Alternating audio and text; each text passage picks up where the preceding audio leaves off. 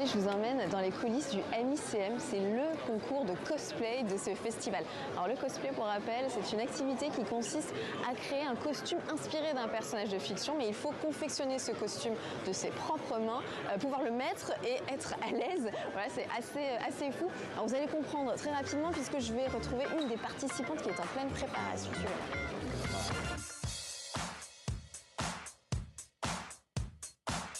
Alors il faut savoir que le MICM, pour y participer, il faut avoir créé un costume exprès pour l'événement, donc inédit, ne jamais l'avoir porté avant. Et c'est un concours qui est ouvert à l'international. C'est un peu la particularité aussi, c'est qu'il y a des gens du monde entier, des gens qui viennent du Chili, du Mexique, de Turquie, même du Vietnam. Bonjour Camille alors. Alors, si je ne me trompe pas, vous venez de Suisse. Tout à fait. Vous êtes en train de vous préparer. Alors, en quoi est-ce que vous me présentez votre personnage? Alors, c'est le personnage de Beidou de Genshin Impact. C'est un jeu mobile qui est assez populaire depuis 2 ans environ. Et puis, c'est une pirate, ce qui explique la lentille unique dans mon œil. Elle a un cache-œil, donc voilà. Donc, le cosplay, c'est particulier. C'est tout un costume avec des accessoires également. Est-ce que vous pouvez me montrer un peu ce qu'il y a autour Alors, j'ai la majorité du costume sur moi. J'ai encore la cape que je vais pouvoir accrocher après. C'est majoritairement du tissu, mais il y a aussi de la mousse recouverte de tissu pour faire des volumes. Alors, il y a des endroits où, par exemple, j'ai un escarpin à l'intérieur de la botte qui elle-même est entièrement cousue sur du tissu parce que comme ça tient sur les cuisses. Si ça tombe en plein milieu de la prestation, c'est pas terrible.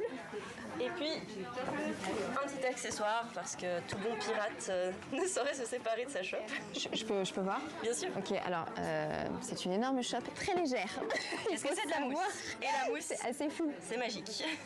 Mais alors, racontez-moi comment vous avez fait ça. Ça vient en plaques, donc on découpe, on colle avec de la colle de contact.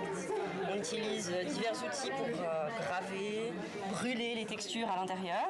Et ensuite, on peint. Voilà, tout simplement. Et juste pour avoir une estimation, combien d'heures vous avez passé à créer tout ça? Alors, moi, ce costume, j'ai travaillé dessus pendant environ 3 mois et demi. 3 mois et demi? Ouais. Environ 3 jours par semaine, 8 heures par jour. Il vous reste quoi à faire avant d'aller devant le jury? Alors, mettre la cape et la perruque. Très bien, on va vous laisser faire ça. À tout à l'heure. À tout à l'heure.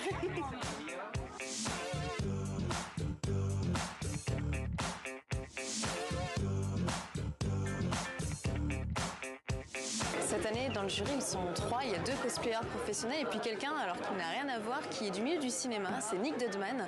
Il est concepteur de maquillage et de costumes. Il a participé notamment à la saga Harry Potter. Ils sont en ce moment en train de regarder les costumes vraiment en détail avant le grand show final. Je crois qu'il sort. On va le retrouver. On est sur stand, Hi Nick. Bonjour Nick. Alors c'est particulier car vous êtes nouveau dans le cosplay mais vous avez un œil professionnel. Qu'est-ce qui est intéressant pour vous dans cette compétition? La différence entre ce que nous faisons aujourd'hui et ce que je fais d'habitude, c'est d'évaluer le niveau de créativité et d'enthousiasme. C'est juste incroyable.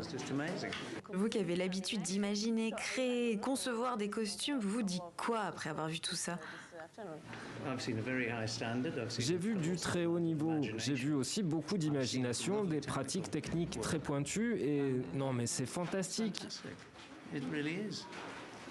Où étaient passés ces gens? Je les aurais utilisés. Ça va être difficile de les départager?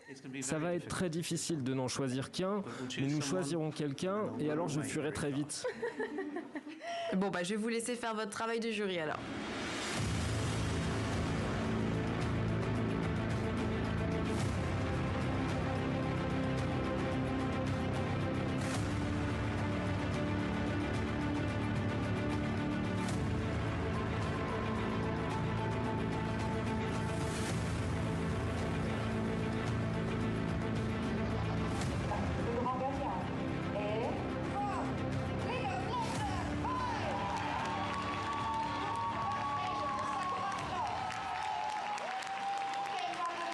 Pas trop déçu?